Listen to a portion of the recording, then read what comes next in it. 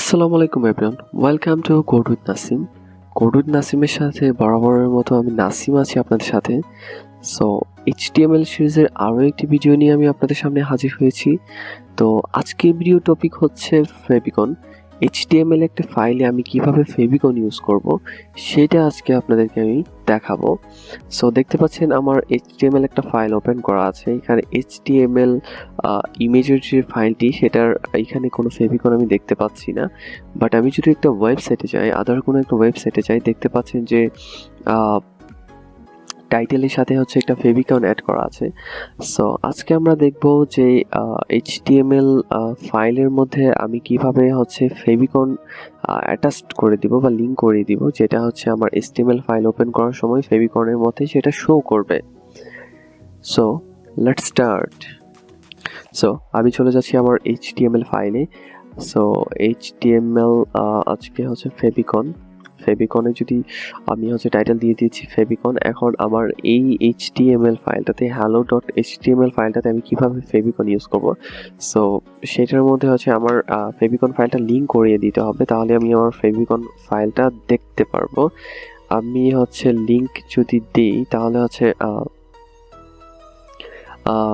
সেখানে হচ্ছে লিঙ্কের যে ইয়েটা রেফারেন্স ফাইলটা সেটা আমি এখানে আমার দিয়ে দিতে হবে। সেখানে যদি আমি হচ্ছে লিঙ্কের মধ্যে আমি দিই baby.jpg baby.jpg যদি আমি দিয়ে কন্ট্রোল S এ দিই তাহলে দেখতে পাবেন যে আমার হচ্ছে যে HTML যে পেজটা সেটার মধ্যে হচ্ছে ফেভিকনের মধ্যে হচ্ছে আপনার ফেভিকনটা চলে আসবে।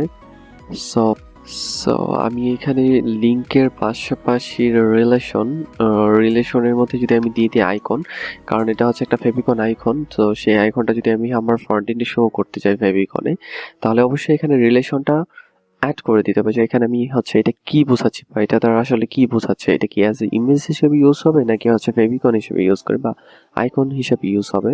তো সেটা আমি দিয়ে দিয়েছি। আর তারপর হচ্ছে এটা যদি আপনি কন্ট্রোল S এ দেন, S এ দিয়ে যদি আপনার ফ্রন্ট এন্ডে যান, দেখতে পাচ্ছেন যে বেবির যে ইমেজটা ছিল সেটা হচ্ছে ফেভিকনে অলরেডি চলে আসছে। সো আমরা এটা দেখতে পাচ্ছি। সো আপনারা একটা HTML ফাইলে কিভাবে ফেভিকন ইউজ করতে পারবেন সেটা আমি আজকে দেখিয়ে দিলাম। সো আজকের ভিডিওটি এই পর্যন্তই, দেখা হবে নেক্সট ভিডিওতে। সেই পর্যন্ত সবাই ভালো থাকবেন এবং ভিডিওটি ভালো লাগলে অবশ্যই আমার ইউটিউব চ্যানেলটি সাবস্ক্রাইব করবেন। প্রতিনিয়ত আমি টেকনোলজি রিলেটেড যে সেই ভিডিওগুলো আমি প্রতিনিয়ত আমার ইউটিউব চ্যানেলে আপলোড করব। সো সেই পর্যন্ত সবাই ভালো থাকবেন। আল্লাহ হাফেজ।